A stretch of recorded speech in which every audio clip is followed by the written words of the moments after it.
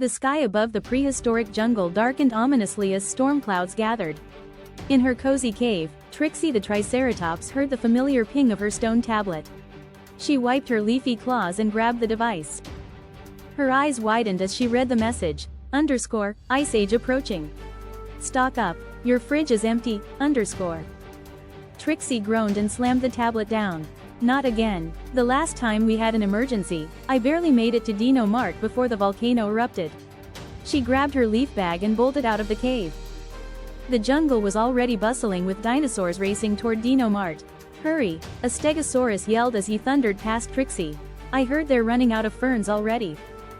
Trixie gritted her teeth. Not if I can help it. Dino Mart was a scene of pure mayhem. Inside, dinosaurs of all sizes scrambled through the aisles, each determined to stock up before the Ice Age hit.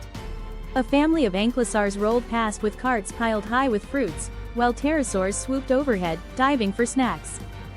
As Trixie made her way toward the herbivore aisle, she spotted Rex the T-Rex stomping angrily near the meat section. He was glaring at a group of velociraptors, who were snatching up the last of the Brontosaurus steaks. Hey, I was here first, Rex snarled, swiping at them with his tiny arms. That's my meat. One velociraptor looked up and grinned. If you can't reach it, maybe it's not meant for you, he jeered, clutching 2 steaks in his talons. Rex let out a thunderous roar, shaking the shelves. I don't need long arms to catch you. The velociraptors scattered, yipping in panic as Rex lunged, knocking over shelves in his fury.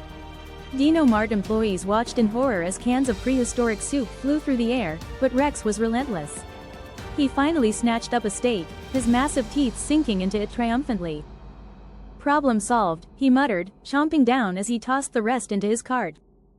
Trixie, meanwhile, had her own problems. She charged into the herbivore aisle, only to find Spike the Stegosaurus loading up his cart with the last batch of fresh ferns. Spike, Trixie called, rushing over. Leave some for the rest of us, will you?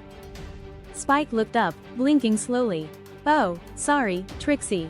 My family's big, we need all of this. He stuffed another pile of ferns into his overflowing cart. You're going to make it through the Ice Age with that haul, Trixie said, eyeing the slim pickings on the shelf. Can't you spare just a little? Spike sighed and handed over a small bundle of leaves. All right, but only because I owe you from the last volcanic eruption. Trixie grinned and grabbed what she could, stuffing the precious greens into her bag.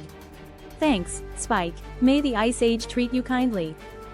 In another corner of the store, a fierce battle was raging at the prehistoric seafood freezer.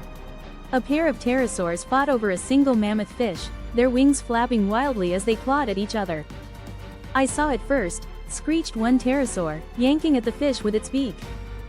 You did not, shrieked the other, flapping its wings furiously. I was hovering above the freezer for hours. The struggle sent the fish flying across the aisle, landing in front of Barry the Brachiosaurus. With a calm, collected movement, Barry bent down and picked up the fish in his mouth. I believe I'll be taking this, he said, chewing thoughtfully. The pterosaurs stared up at him, stunned. But, we were fighting for that. Barry smiled. And now you can both fly home with nothing. Enjoy your flight.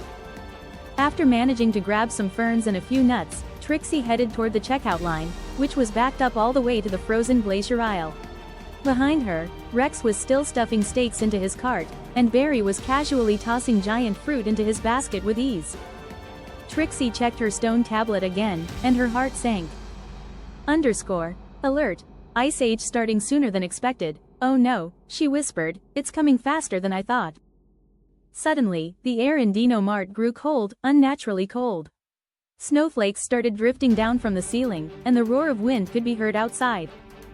We're out of time, Rex shouted, pushing his cart toward the doors. Forget checkout, run. The dinosaurs stampeded toward the exit, racing against the freezing air that followed them. Trixie sprinted toward the door, but the wind was so strong it almost knocked her off her feet. She could see Rex ahead, charging through the snow with his steaks piled high, but the cold was catching up. The ground beneath her began to freeze, turning slick with ice. She slipped, her grocery bag spilling across the snow. No, my ferns, she cried, scrambling to gather them up. But it was too late. The freezing wind overtook her, ice creeping up her legs, stiffening her muscles. Trixie let out one final groan as she froze in place, mid-reach for a fallen leaf. Rex, too, felt the cold clawing at him. His stakes were still gripped in his tiny arms as the ice froze him solid, a defiant roar still on his face. Barry, towering above the rest, tried to take one final bite of fruit before he too was turned into a frozen statue. The once chaotic Dino Mart was now silent, buried in snow and ice. The dinosaurs stood frozen in place, their grocery bags scattered around them. Trixie, Rex, and Barry remained like statues, their final thoughts frozen along with them. Empty fridges, half-filled carts, and a grocery run that would never be finished. Above the frozen jungle, the snow continued to fall, burying the prehistoric world in a cold silence that would last for millennia.